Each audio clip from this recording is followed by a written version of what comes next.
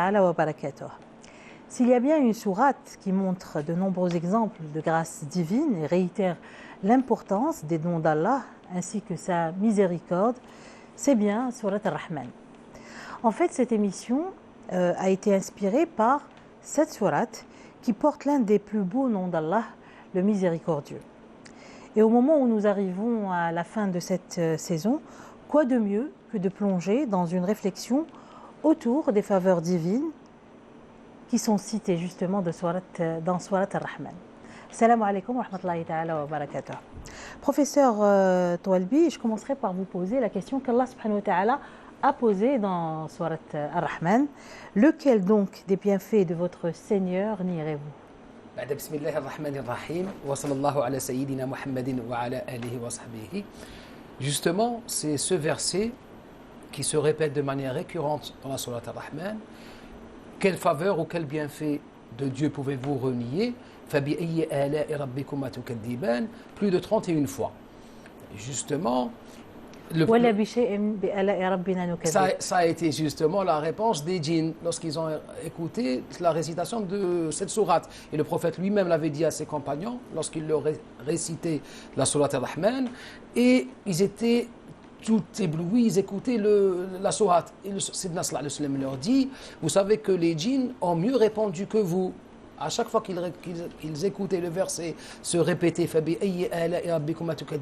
ils disaient, oh Seigneur, on ne dément aucun de tes bienfaits, à toi la louange. Ils répétaient à chaque fois cette même, tellement ils étaient obnubilés, si on peut dire, par l'essence et la puissance du verbe de cette sourate Ar-Rahman.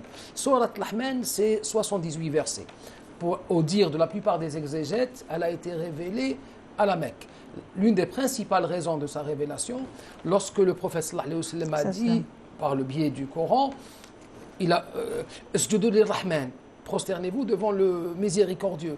Les Quraïchites ont répondu, ce nom on ne le connaît pas. Un Isjudu lir-Rahman wa mar-Rahman. On ne connaît pas ce que c'est que le nom. Ils connaissaient Allahumma. Il y avait beaucoup de noms divins qui étaient connus chez les Arabes anti-islamiques. Mais le nom Rahman n'était pas encore connu.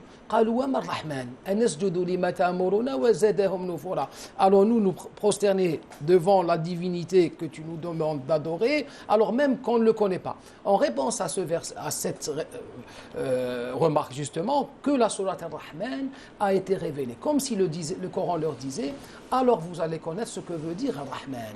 Et le premier verset d'ailleurs, ça commence Bismillah ar-Rahman ar-Rahim, Ar-Rahman, Allam al-Qur'an, et tous les autres versets qui vont venir vont justement faire manifester Ar-Rahman, mais là on voit la miséricorde par le biais ou par l'intermédiaire du miroir des bienfaits.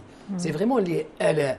Les ala, c'est les ni'am, c'est les bienfaits que cette sourate va énumérer et va exposer de la manière la plus claire et la plus percutante qui soit. Sourate Ar-Rahman a été également appelée par le prophète Arous al-Qur'an. La Arous, c'est la nouvelle mariée, symbole de l'épouse, de la beauté, de la nouvelle mariée. C'est ce sens. C'est vraiment la beauté du Coran Rahman. Même par rapport à son verbe, c'est un verbe. Il y a un lyrisme, si on peut dire. Si on peut dire, bien sûr. Il y a une rime, il y a des intonations. Ça se termine par Rahman, Al-Qur'an. C'est vraiment des rimes. C'est la sourate que le prophète récitait le plus dans ses prières nocturnes. Lorsqu'il faisait le qiyam al-layl ou ses prières de la nuit, c'est celle qu'il récitait le plus. Et surtout, la sourate Ar-Rahman, comme on l'a dit, ce sont ces bienfaits qui vont être énumérés, mais derrière les bienfaits, il y a des principes qu'on a déjà abordés dans des émissions, dans des numéros précédents, c'est également les impératifs de la rahma. Par-delà les bienfaits énumérés. Parmi ces grands principes, et qui sont les principes cardinaux de l'islam, qui se répètent, on a tout d'abord le rappel de la création et des bienfaits. Ar-Rahman, Allama al-Qur'an, Khalaqa al-Insan. Comme le disent les mufassirin, les exégètes, il a commencé par le plus grand bienfait qui soit, qui est Allama al-Qur'an. Il a accordé la connaissance du Coran. Ensuite, le deuxième verset, qui est celui de la création de l'être humain. C'est comme si le bienfait du Coran était supérieur à la création elle-même. Car la création, sans sens de la vie, ça devient un non-sens. C'est une création, l'homme se retrouve dans l'égarement, dans la perdition. Donc la guidance le Coran, la lumière est la plus grande bienfait qui soit. On a le deuxième grand principe qui est celui de la justice. Aqimul wazna bil qist wa la tukhsi'ul mizan. Préservez l'équité et ne perdez pas la pesée. La pesée en tout. Dans les affaires de la vie courante, la vie familiale, il faut toujours être dans la voie du juste milieu, la voie de la juste pesée. Il y a un rappel également des origines de la création. Khalaq al-insan min salsalin, khalaq al-jan. C'est vraiment pour que la dernière partie se termine par la finitude, kullu man alayha fan, tout est voué à terminer, et le paradis et le descriptif de notre vie. C'est vraiment du début jusqu'à la fin. Tout est résumé dans cette surah extraordinaire. Si vous permettez, on laissera la partie explication des thématiques qui sont abordées dans Surat Ar-Rahman pour la deuxième partie de l'émission. Je voudrais qu'on revienne, si vous permettez, professeur Belmekki, à cette question que la sourate, à qui elle est adressée? Est-ce qu'elle est adressée seulement aux négateurs ou aux non-croyants, ou elle est adressée aussi aux croyants? Est-ce qu'elle est adressée à l'homme, juste aux hommes, ou à une autre espèce que l'homme? Les deux. D'abord, elle est adressée aux négationnistes parce que أسباب النزول سورة الفرقان الآية 60 le 60e verset 2 وإذا قيل لهم اسجدوا للرحمن قالوا وما الرحمن سورة الفرقان الآية 60. Oui, c'est ce qu'expliquait le professeur. Donc déjà il y a ce côté أسباب النزول, donc en réponse à ces négationnistes. C'est ce que vient de dire. Donc elle est en quelque sorte, elle s'adresse à ces gens-là. Mais dès le début, l'insan est évoqué. C'est l'être humain, c'est l'espèce humaine. Et justement, l'insan, il y a pas mal de gens qui pensent que le mot insan dérive du mot nisyan. Les kathrati nisyanihi. سمي الإنسان alors que c'est faux. سمي الإنسان لأنه bon je me mets à parler en arabe, on le nomme, on l'appelle insan parce que c'est un être grégaire. Insan anisa min al-uns, c'est un être grégaire, et ça c'est une forme de rahma. C'est un être qui vit dans la grégarité. L'uns. Bidun uns, il ne peut pas vivre. Donc, chaque mot dans cette sourate a un sens, a une cause, et il faut l'analyser en profondeur pour comprendre. Bon, Oustad Toualbi a cité les 4 premiers versets. On les laissera pour la seconde, la seconde partie, je veux dire les thématiques qui ont été abordées. Oui, j'ajouterai tout simplement que cette sourate, comme toutes les sourates du Coran, le Coran Karim, possède ce qu'on appelle en anglais un corps, un noyau, un noyau solide. Et puis vient la spécificité de la sourate. Le noyau solide de cette sourate, c'est du premier mot jusqu'au premier. Il y a toute une exposition de la grandeur d'Allah subhanahu wa ta'ala, de ses capacités à diriger cet univers qu'il a été le seul à créer et qui est le seul à pouvoir diriger, etc. La place de l'homme dans cet univers, comment les composantes de ce cosmos, de cet univers, adorent Dieu à notre insu, etc. Tout ça, on va l'expliquer en détail plus tard. D'accord. Professeur Toualbi a rappelé que cette sourate est une sourate mécoise. Bon, c'est vrai qu'il y a certains qui disent qu'elle est médinoise, mais bon, vu justement ce qui a été révélé dans Surat al-Furqan, selon toute probabilité, c'est une sourate mécoise. C'est très important de savoir quand elle a été révélée, parce que justement la miséricorde divine, là, elle prend un sens particulier pour le prophète sallallahu alayhi wa sallam, justement parce qu'elle a été révélée à la Mecque, au moment où il subissait lui-même et les premiers musulmans toutes les affres, de nombreuses affres de la part des Qurayshites.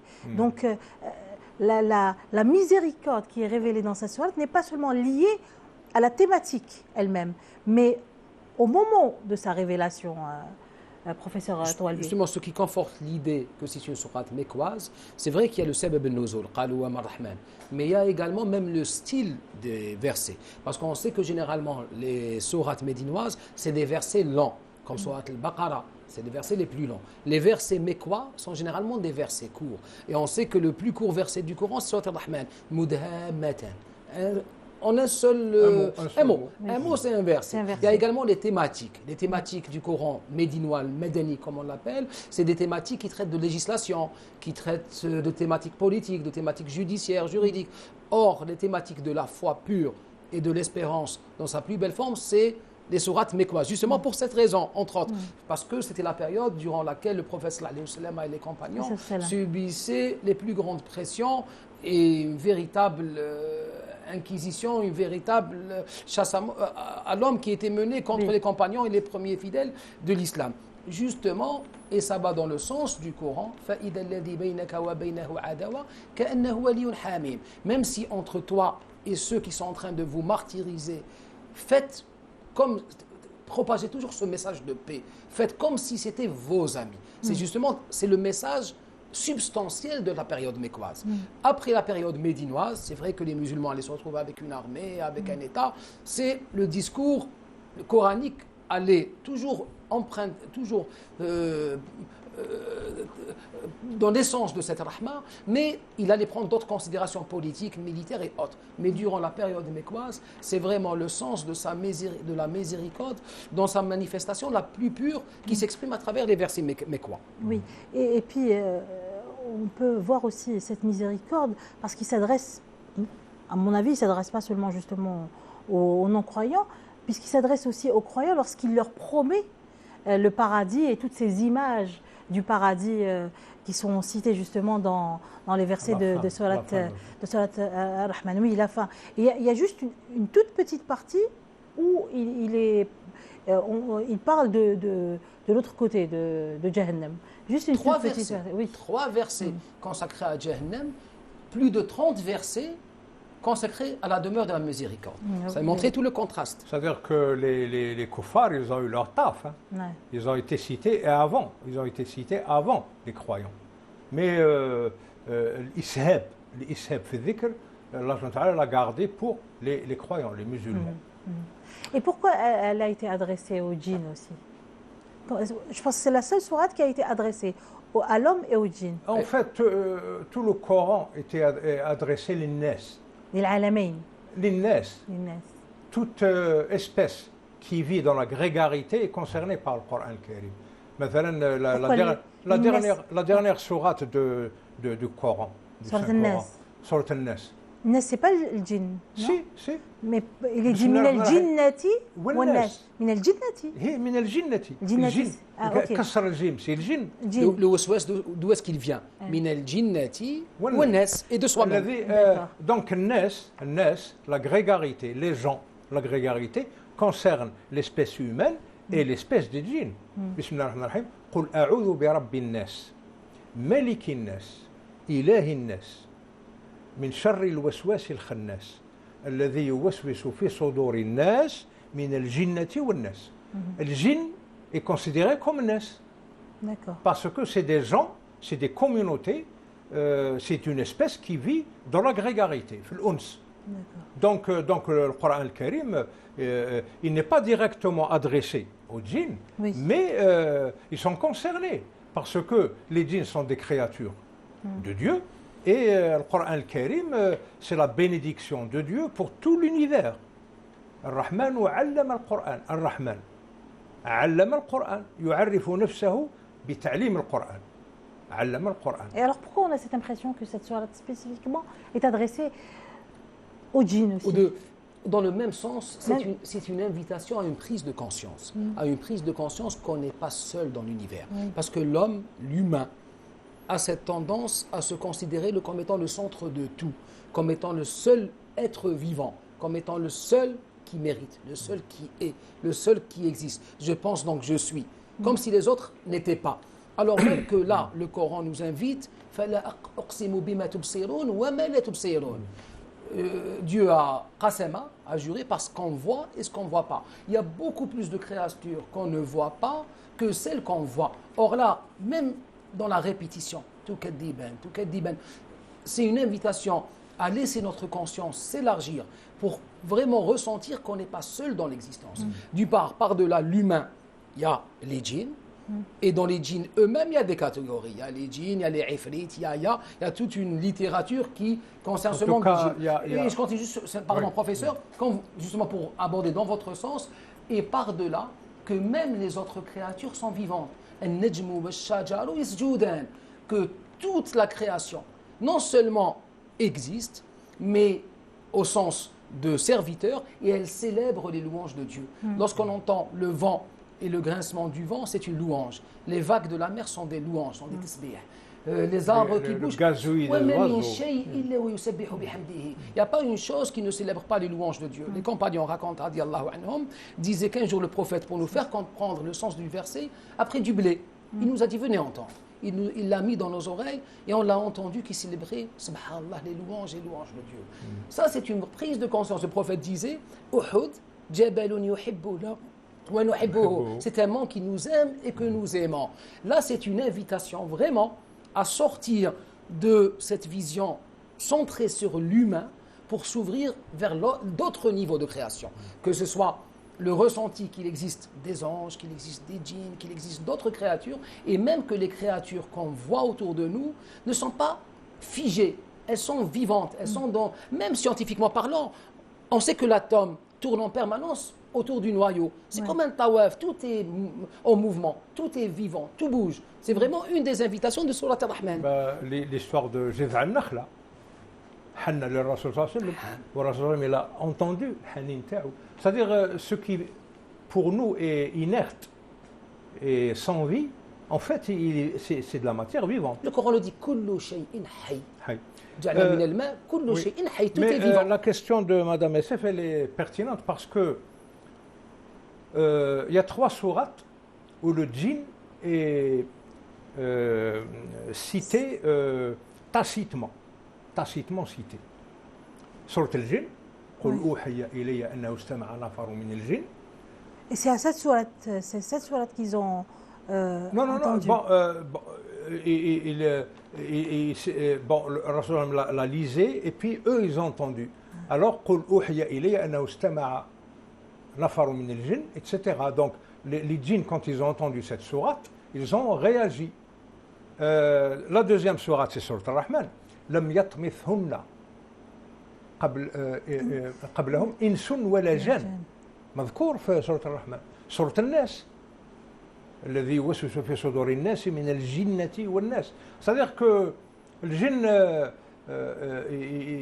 sans qu'il soit cité très présent, explicitement, il est tacitement cité. Pourquoi? Parce que l'un des piliers, on l'a vu la dernière fois, de la foi, de l'iman, c'est l'iman bil ghaib. Oui. Comme l'a expliqué Oustaz Walbi, des choses qu'on ne voit pas, ça ne veut pas dire qu'elles n'existent pas. Et eux, ils font partie du ghaib. Ah oui, ils sont invisibles pour nous parce qu'ils vivent dans des dimensions que nos sens, nos 5 sens, ne peuvent pas atteindre. C'est tout. Ça ne veut pas dire qu'ils n'existent pas. Mais professeur, il y a quelques années, les ultraviolets, les ultrasons, c'était des réalités dont on n'avait pas conscience. Mais aujourd'hui, avec la science moderne, on peut prouver maintenant l'existence des rayons ultraviolets, par exemple. Oui, et là, on sait que ça existe. C'est dire encore une fois qu'il existe des choses qu'on ne voit pas. Oui. Et ce n'est pas une raison pour dire qu'elles n'existent pas. Les sens humains, les 5 sens, ils sont limités dans leur perception. Par exemple, le sens du toucher, il est limité par le degré de température. En dessous de la gelée, du 0 degré, c'est la nécrose. La peau meurt, elle nécrose. Au-dessus de 60 degrés, elle brûle. Donc,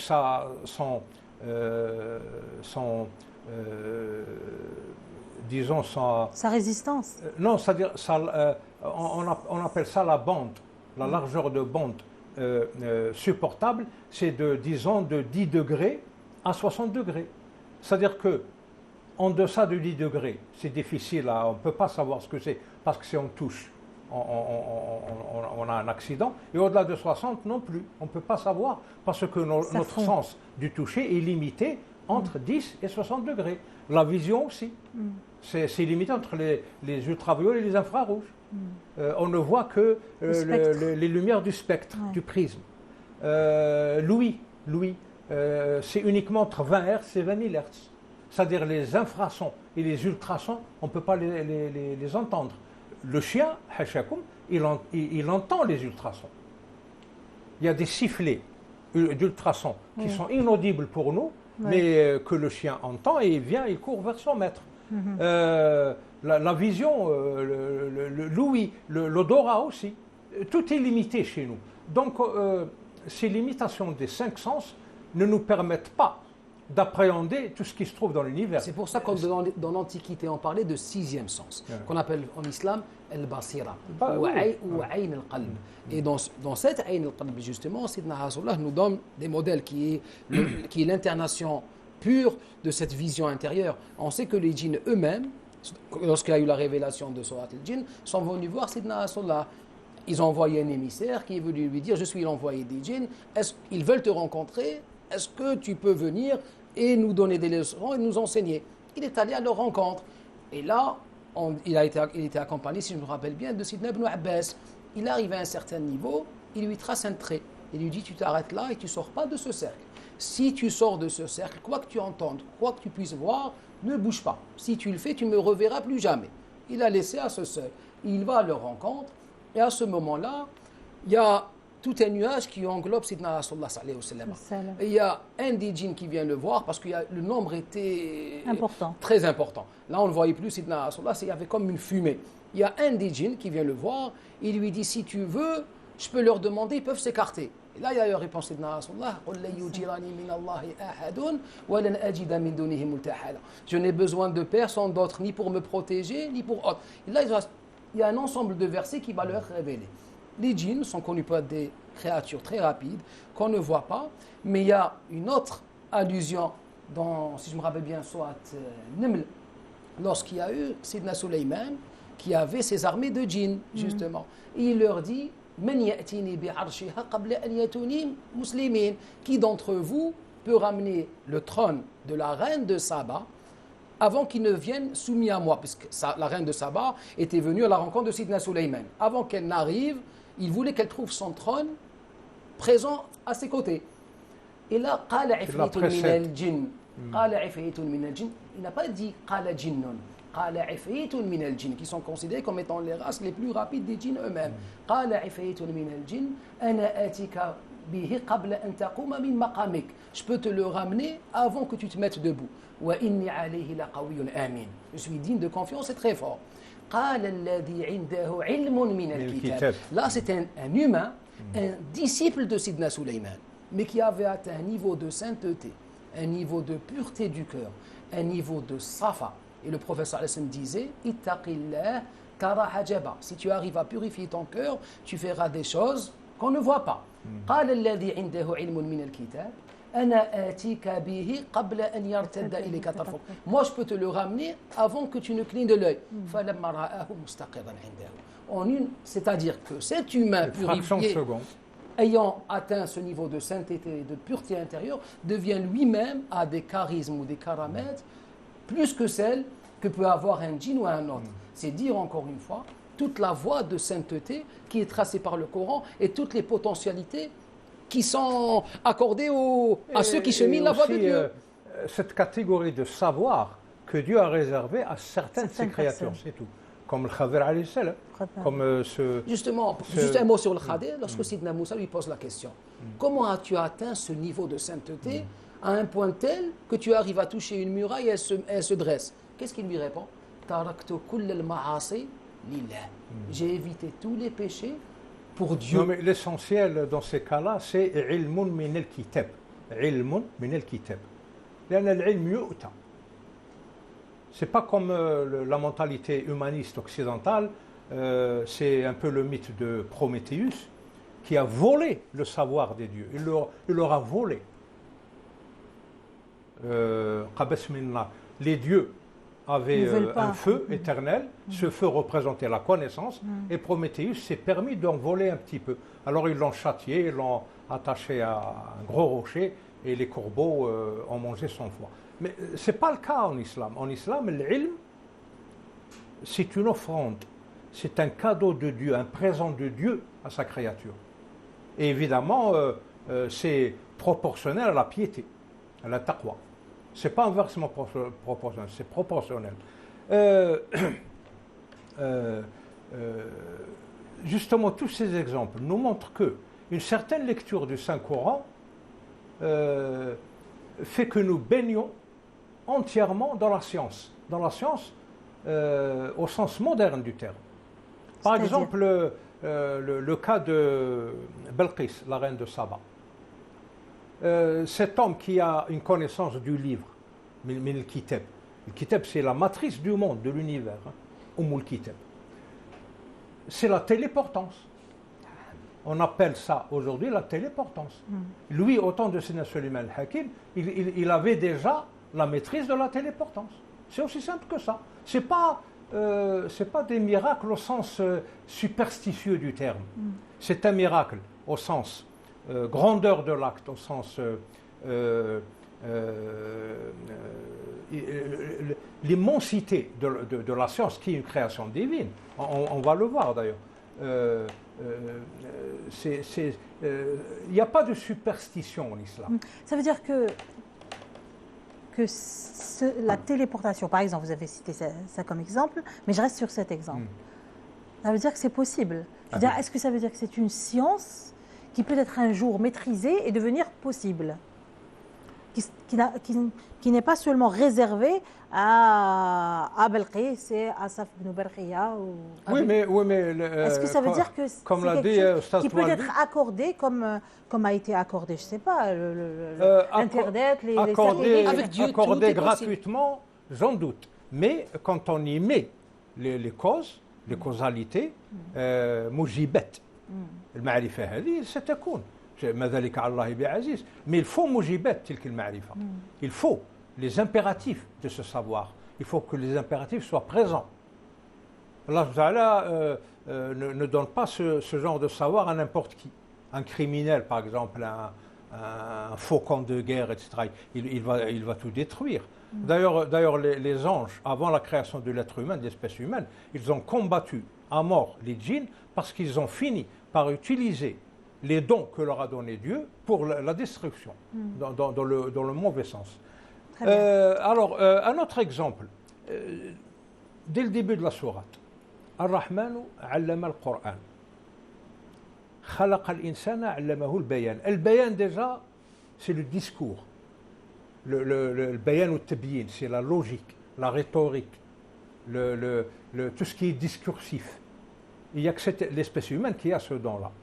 النجم والشجر يسجدان. Nous, on voit ça sous l'angle ibadat. Oui, النجم والشجر يسجد ربي يعبد ربي. Mais pourquoi? Et grâce à quoi? C'est toute l'optique est là. Comment l'arbre adore-t-il Dieu? Avec son ombre. Donc c'est toute l'optique qui est là. Le soleil, dans les mouvements du soleil, quand il se lève, l'ombre est maximale, et puis quand il monte jusqu'au zénith, l'ombre elle se rétrécit, elle revient à pratiquement zéro. Elle disparaît. Elle disparaît, et puis waqt al-asr, c'est quand l'ombre est égale à la hauteur de l'objet. Ça c'est de l'optique. C'est de l'optique. C'est-à-dire que le Coran al-Karim, en un mot, il vous résume une science, toute une science. Et en même temps, Après, voilà. c'est à l'être humain de faire la recherche. Ah oui, à charge pour nous. Par exemple, la Qasas al-Coran, les récits du Coran. À charge pour nous de faire la datation, de trouver Dhul Qarnayn, qui était Dhul Qarnayn, quand est-ce qu'il a vécu, où est-ce qu'il est allé. C'est à nous de trouver, de découvrir. Mais al-Qissa, c'est important. ce récit, il avait d'autres buts que ça. Voilà. Ça, c'est le niveau connaissance humaine. Mais le récit en lui-même, oui. il véhicule un autre sens. Un autre sens.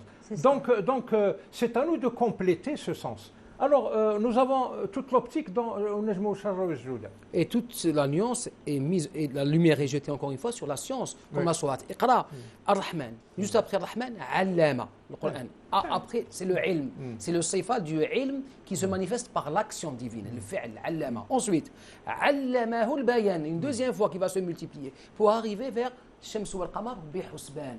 Donc le hisab. C'est l'ordre cosmique de l'univers. C'est toute l'astronomie. C'est toute l'astronomie. Encore une fois, c'est l'importance de la Alors science. que nous, les musulmans, nous n'avons pas encore tranché cette histoire de lunaison. Est-ce qu'on fait carême ou pas? Est-ce qu'on fait l'Aïd ou pas?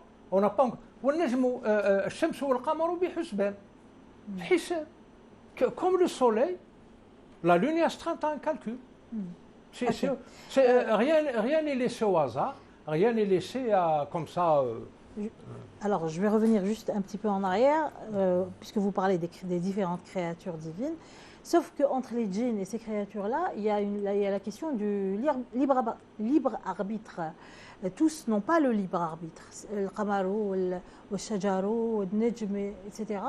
Est-ce qu'ils le font parce qu'ils ont le libre arbitre, ou il n'y a que l'être humain et les djinns qui ont le libre arbitre? C'est une question de soumission. Tous est soumis à Dieu. Tous sont soumis. Tous sont soumis. Le verset est clair. En algérien, li hab ou li ma yhabsh. D'ailleurs, Allah subhanahu wa ta'ala dit dans une sourate que même celui qui n'est pas croyant, son ombre se soumet à Allah subhanahu wa ta'ala. Mais je parle de la question du libre arbitre. Qui a le libre arbitre? Justement, toutes les créations, dès le début, se sont soumises.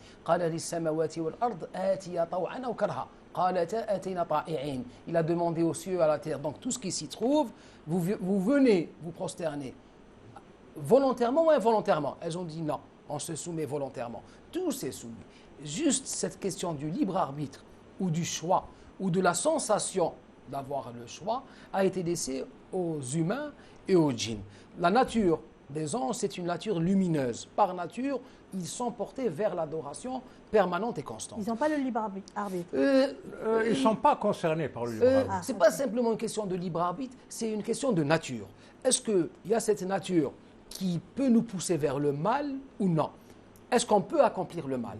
Pour les anges, eux-mêmes ne peuvent pas accomplir le mal, car ils sont dans le bien permanent. Ils sont faits de lumière. C'est une question de programmation. C'est une question de nature profonde. Les anges sont programmés pour lumières. adorer. C'est des lumières. Le mal ne se trouve pas en eux. C'est des êtres de lumière, ils sont programmés pour adorer. Parce qu'ils ont été créés de lumière. Oui. Pour les djinns, ils ont été créés de feu. La preuve dans Surat Ar-Rahman, il l'a créé à partir du feu. Il y a cette nature qu'on appelle démoniaque, démentielle, comme le feu qui brûle, qui convoite, qui brûle davantage, qui se nourrit de l'autre. Or, l'humain, et c'est ce qui fait la particularité de l'être humain, c'est pour ça que c'est là que Satan a dérivé. Je suis mieux que lui. Tu m'as créé de feu. Tu l'as créé à partir du tin, de boue.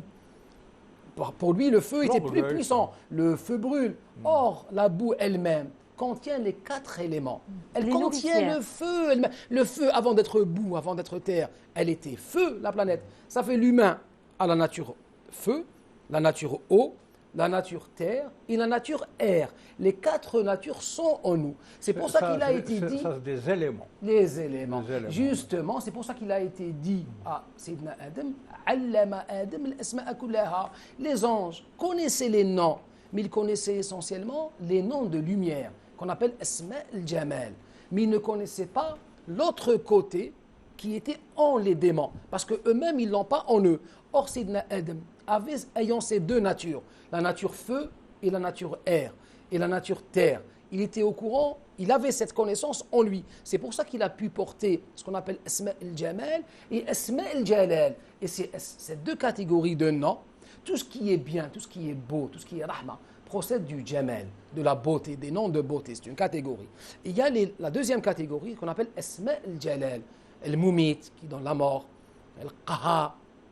Et or, Sidna Adam a pu porter cette connaissance divine dans sa totalité. C'est pour ça que les anges eux-mêmes ont reconnu cette supériorité de l'être humain qu'il est apte à porter. Et c'est à partir de là qu'il y a un libre arbitre qui va s'opérer. C'est-à-dire, ayant en nous-mêmes ces 2 natures, nature démoniaque et nature angélique, c'est à l'homme de choisir. Hadaynahu sabil, imma shakiran wa imma kafura. Soit il suit la voie de la lumière, ou bien la voie des ténèbres, mais dans tous les cas de figure, quelle que soit la voie qui aura été empruntée, à chaque moment, on est en adoration constante. Wa ma min shay, même nos propres atomes, illa wa yusabbihu bihamdihi, même notre respiration, quand on respire, c'est un hu. La preuve, c'est que Rasulullah est allé rendre visite sallallahu alayhi wa sallam, à un malade, et justement, il respirait. Les compagnons lui ont dit, baisse un peu ton son, tu attristes le prophète sallallahu alayhi wa sallam. Il leur a dit, non, laissez-le, il est en train d'invoquer Dieu. Dhikr al-anin. Il est en train de dire, huwa, huwa. C'est-à-dire, même ceux qui ne croient pas en Dieu, en respirant, ils disent, huwa, volontairement ou involontairement, consciemment ou inconsciemment. Pour résumer, tout le cosmos, tout l'univers est soumis à Dieu, mais il n'en est pas conscient dans le sens de la conscience humaine. Il est inconsciemment soumis à Dieu. Par exemple, l'arbre qui adore Dieu grâce à son ombre, donc et à l'intervention du soleil, donc ce jeu de lumière et d'ombre, il adore Dieu sans en être conscient. Et il le fait. Mais l'être humain et les djinns, Dieu leur a donné le libre arbitre et la volonté de faire, et ils n'ont pas été programmés comme les anges uniquement, parce que les anges, il y a deux catégories. Ils sont tous créés de lumière, min nour, mais il y a des djinns qui sont programmés uniquement pour l'adoration, et d'autres, ghiladun shidat. Par exemple, les djinns ont été décimés par ces anges-là, ghiladun shidat. Ya'muruna Allah ma amarahum, yati'una Allah ma amarahum. C'est-à-dire, il n'est pas programmé pour réfléchir ou pour dire non. Il est programmé pour ça. Mais l'être humain, il n'est pas programmé. L'être humain, Allah a voulu qu'une créature, qu'une de ses créations, l'adore consciemment, en sachant qu'elle l'adore. Il a créé l'être humain. Et dans le même sens, c'est pour ça lorsque les anges, il leur a été ordonné de se prosterner, c'est-à-dire de reconnaître la supériorité de Sidna Adam, il y a eu trois catégories. Les premiers, ils l'ont fait, sajadou, ils se sont prosternés par connaissance et savoir. Ils ont su pourquoi. Parce qu'ils savaient que Sidna Adam portait en lui la connaissance de Dieu. Les deuxièmes, ils l'ont fait parce que Dieu l'a ordonné. Ils se sont prosternés. Les troisièmes l'ont fait parce qu'ils ont vu tous les anges se prosterner. Ils se sont Et c'est ce même schéma jusqu'à aujourd'hui qui se trouve dans les mu'minin, dans les croyants. Vous avez des croyants qui croient en Dieu, ce qu'on appelle an yaqin, parce qu'ils savent qu'il est. Et ils vivent Dieu. Ils vivent en Dieu. Ils sont ce ressenti permanent de Dieu. Vous avez d'autres croyants qui exécutent parce que c'est la logique. Il y a un créateur, il y a Dieu, il a ordonné, on fait, on ne fait pas. Il y a des troisièmes qu'on appelle taqlid, et ça existe dans tout. C'est du suivisme. On est né musulman, on pratique le culte de l'islam sans savoir pourquoi. Inch'Allah, tout le monde est dans la miséricorde et sera dans la miséricorde de Dieu. Oui. On n'en doute pas, comme disent nos savants. Mais, maqamet, darajat. En tout cas, Sidna Idriss alayhi salam, c'était le quatrième prophète dans l'ordre. Adam, Shith, Akhnouch, Idriss. Idriss, Soumia Idriss, c'est le premier enseignant de l'humanité. Bon, il vivait du métier de... Il était hayyak, mais il était le premier à enseigner bil qalam. Enseigner le premier enseignant. Et il y a des égyptologues qui disent que sur une centaine de pyramides qui se trouvent en Égypte, une seule est authentique. Et cette seule pyramide, celle du Khufu, c'est la pyramide Khéops, a été construite selon les enseignements et les instructions de Sidna Idriss. Et effectivement, il y a dans cette pyramide, on n'a jamais trouvé de momie ou de trésor. C'est un livre écrit en pierre. C'est-à-dire ceux qui ont construit cette pyramide ont concrétisé le savoir qu'ils ont eu de Sidna Idriss en pierre. On trouve le nombre phi, le nombre pi, le nombre d'or, les orientations cardinales, nord, sud, est, ouest. On trouve tout dans cette pyramide. Et quand on en voit, justement, là on va arriver à cette histoire de lumière, etc. Quand on fait la coupe verticale de cette pyramide, on va trouver trois couloirs. l'un ascendant, l'autre horizontal et l'autre descendant. Et ils partent tous, les trois couloirs, partent d'un même endroit qui est un peu le nombril de cette pyramide. Il y a une entrée de laquelle partent trois couloirs. Un couloir ascendant qui se termine dans la chambre du roi, un couloir horizontal qui se termine dans la chambre de la reine, et un couloir descendant qui descend sous terre et qui se termine dans ce qu'on appelle la chambre du chaos. Et c'est ça les trois niveaux que vit l'être humain. Le chaos animal, bestial, s'il prend le chemin qui descend. La vie dunyaoui, mondaine, hein, les plaisirs, etc., la consommation, s'il prend le canal horizontal qui le mène à la chambre de la reine. Mais la spiritualité et le savoir authentique vont le mener à la chambre du roi. Et dans cette chambre du roi, on a découvert un sarcophage en granit, mais un sarcophage vide et fermé d'une façon incrochable, c'est-à-dire que pour l'ouvrir, il faut le casser. Eh bien, ils l'ont cassé, ils n'ont rien trouvé. Et il s'est avéré que ce sarcophage était l'instrument de mesure, tenez-vous bien, l'instrument de mesure géodésique de la planète Terre. Donc Sidna Idriss savait tout sur la planète Terre, il l'a enseigné à ses disciples. Par exemple, le volume intérieur de ce sarcophage, si on le remplissait d'eau, sachant que l'eau a une densité de 1, donc 1000 litres font une tonne, 1000 kilos, une tonne, et bien ce sarcophage a une capacité de 1120 litres. Ils l'ont appelé la tonne pyramidale, donc 1120 kilos. Et le volume extérieur est le double de ce volume intérieur. Pourquoi les savants, les égyptologues, les premiers, hein, pas les actuels, comment ils ont exploité tout ça? Eh bien, ils ont découvert que la tonne pyramidale, c'est-à-dire le poids du volume d'eau que prenait ce sarcophage, c'est l'unité de mesure du poids de la Terre. Le poids de la Terre est un nombre, un multiple exact de cette tonne pyramidale. Donc, ce genre de connaissance, vous disiez tout à l'heure que cette connaissance, min al-kitab, Dieu la donne Dieu la donne aux pieux. La piété, c'est le couloir ascendant. Il y avait dans cette pyramide ni idole, ni dessin, ni momie, ni rien. C'est un livre écrit en pierre. Et toutes les autres pyramides sont des imitations de cette pyramide de Khéops, la grande pyramide. C'est pour ça qu'il a été, pardon, professeur clairement dit, dans la meilleure image qui soit, c'est dans ce sens. Alors, un détail, la couverture externe de cette pyramide, le crépissage externe, a servi pour construire la ville du Caire. C'est tellement énorme. La ville du Caire a été construite par les Fatimides avec le crépissage de cette... ils ont enlevé ce crépissage, ils ont construit la ville du Caire, Qahira. Donc une dernière question par rapport aux créations qui ont été citées dans Surat Ar-Rahman et à ceux à qui est adressée cette sourate. Est-ce que tous sont soumis à la reddition des comptes dans l'au-delà? Sidna Rasulullah sallallahu alayhi wa sallam, il y a un hadith où il y avait deux moutons qui se frappaient l'un l'autre. Il dit aux compagnons, vous voyez ces deux moutons, yatanatahan, yus'alani yawm al-qiyamah. Ils devront rendre des comptes au jour dernier, l'un avec l'autre. Pourquoi ils se battaient avec son frère? Tout est parce qu'il y a un nom de Dieu, qui est le nom Al-Hasib. Al-Hasib se manifestera au jour dernier. Tout le monde devra rendre des comptes. Mais chacun aura la manifestation du Hasib. La différence. Il y aura une différence.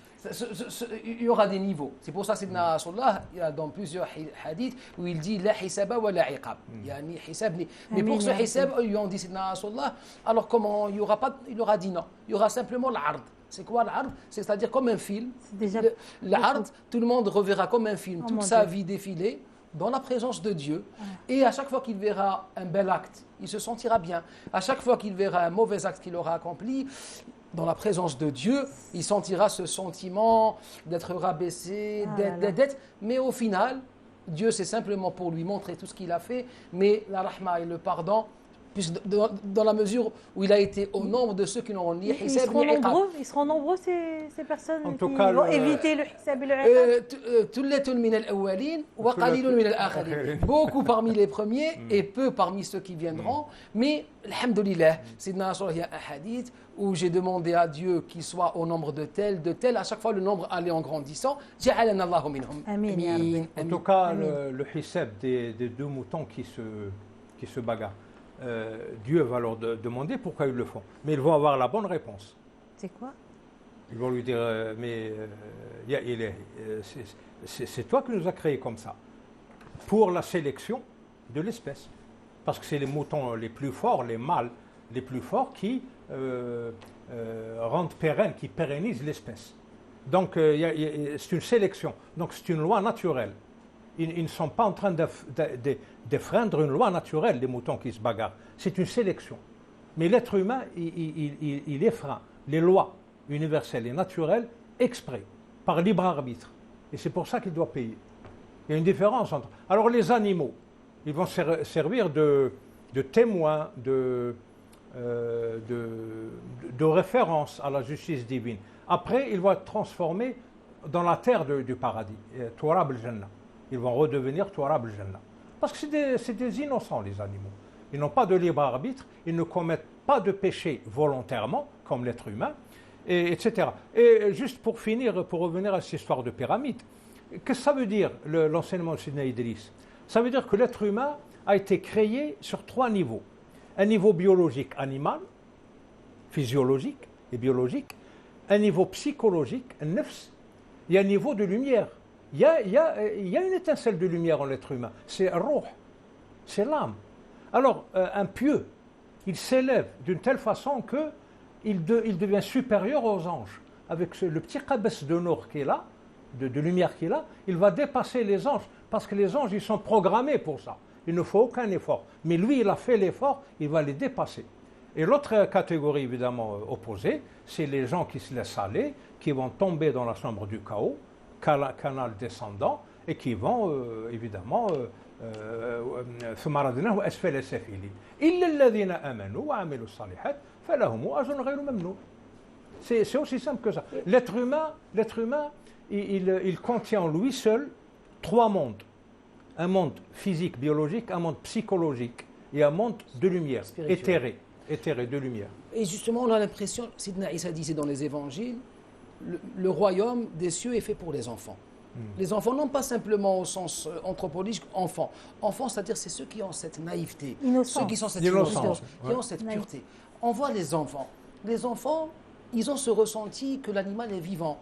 Ils ont le ressenti parfois que les choses sont vivantes. Mais ils communiquent avec les animaux. On dirait qu'ils communiquent. L'enfant a l'impression, on a l'impression qu'ils sont l'arbre vivant. Le problème, nous, adultes, plus on s'est éloigné du monde de l'enfance, du monde de la pureté, plus on s'est renfermé sur soi-même, plus on a perdu ce sentiment que les autres créatures sont vivantes. Et on dirait là que le Coran nous emporte vers ce monde, je ne dirais pas imaginaire, non, mais imaginable, si vous voulez. C'est-à-dire un monde du possible. Un monde du possible, où tout est possible. Où il nous dit, même dans les sourates, vous avez la sourate la vache, la sourate le soleil, vous avez la sourate la fourmi, il donne la parole à toutes les créatures.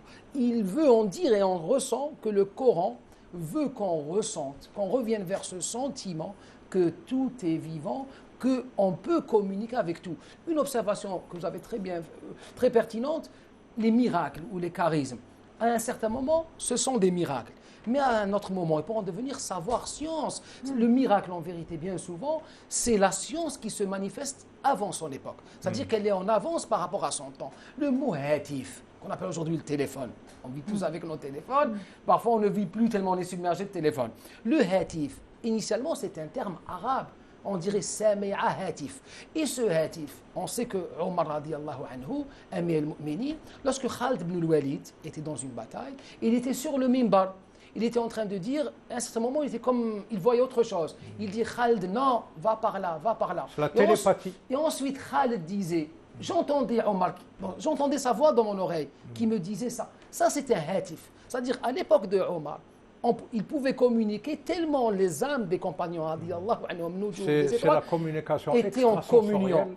communion, qu'ils étaient vraiment un, qu'ils arrivaient à communiquer parfois à distance. Or aujourd'hui, ce hatif, qui autrefois était un charisme, un miracle, si C'est vous la voulez, 5G. là c'est devenu la 5G, parce que c'est devenu science, rationnelle, intelligible, et c'est de l'ordre du Non, mais, possible. ce dont vous parlez, ça a un nom, hein, c'est la télépathie. C'est une communication extrasensorielle. Par exemple, une mère qui est en train de prendre son repas, et puis tout d'un coup, sa cuillère lui échappe de la main, et Elle ressent quelque chose. elle a ressenti, elle est choquée. On voit qu'elle est choquée. Le lendemain, on entend que son fils est mort aux Indes. Aux Indes. Au moment où il est mort, elle l'a senti. Et ça, on appelle ça le corps astral.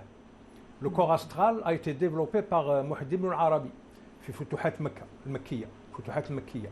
Il a établi un lien entre les mentions lunaires et les 28 consonnes de l'alphabet arabe. Il a établi un lien entre la prosodie du Saint-Coran et des partitions musicales. Mais évidemment, il a fait ça dans l'optique du soufisme, c'est pas pour s'amuser. Il faut être déjà assez costaud, assez... Il faut avoir un niveau d'initiation. Ah oui, il faut être initié pour comprendre ça. Futuhat al-Makkiyya, il parle de ça. Le corps astral, c'est un corps qui prolonge notre corps physique, dont je parlais tout à l'heure, et qui a des longueurs variables selon les individus. C'est Omar ibn Khattab avait une très forte personnalité, son corps astral, il arrivait... C'est le charisme. Oui, C'est ce qu'on il dit, arrivait appelle à comme Khalid ibn charisme. al-Walid à des centaines de milles. Ils ont communiqué. Oui. Donc, tout ça, c'est les miracles divins. Et tout ça, c'est des rahmas. C'est des rahmas parce que là, on se rend compte que l'être humain, on se demande si cet univers a été créé pour l'être humain ou l'inverse. Est-ce que l'être humain a été créé pour l'univers ou l'inverse? Je crois que c'est l'inverse. Parce que cet univers, pourquoi il a été créé par l'être humain? Parce que le Rasul sallallahu alayhi wa sallam est un être humain. من أجل ظهور الرسول صلى الله عليه وسلم ونبوءته, Dieu a créé tout cet univers. Il y a même un hadith qudsi en ce sens qui dit Ya bani Adam, kullu ma fil kawni khalaqtuhu laka. Tout ce qui existe dans cet univers, je l'ai créé pour toi. Wa anta khalaqtuka li nafsi. Et toi, je t'ai créé pour moi. C'est pour ça qu'il y a cette idée Dieu que a voulu créer une créature qu'il adore consciemment. Et cet univers, si l'être humain est pieux, assez pieux, il aura le savoir suffisant pour maîtriser cet univers. D'ailleurs, la Rasul m'a dit إذا هم بنو آدم بالثريا لوصلها. Thoraya, c'est la constellation de la Pléiade. Et dans le même sens, il y a un autre hadith qui dit L'humain a une himma, une volonté, une force spirituelle, même si elle pouvait la développer, même s'il voulait atteindre ce qui se trouve derrière le trône de Dieu, il y arriverait. Tellement l'humain a cette force spirituelle en lui. Le diable veille à ce qu'il le fasse. À ce qu'elle ne se développe pas. Voilà. Justement. Voilà. C'est ça le problème. Très bien. Il y a Ma'shar al-Jinni wal-Ins. Encore une fois, il a cité Surat al-Jinn. C'est pour ça qu'on appelle Surat al-Rahman Surat al-Jinn. يا معشر الجن والإنس إن استطعتم أن تنفذوا من أقطار السماوات والأرض فانفذوا لا تنفذون إلا بسلطان. Et ce sultan, c'est ce savoir que Dieu a donné à Al-Khadr alayhi salam et aux collaborateurs de Sulaiman al-Hakim. Voilà, pour aujourd'hui, on va s'arrêter ici, puisque le temps de l'émission est arrivé à sa fin, et on terminera la deuxième partie la semaine prochaine, Inch'Allah. Salam alaikum wa rahmatullahi ta'ala wa barakatuh.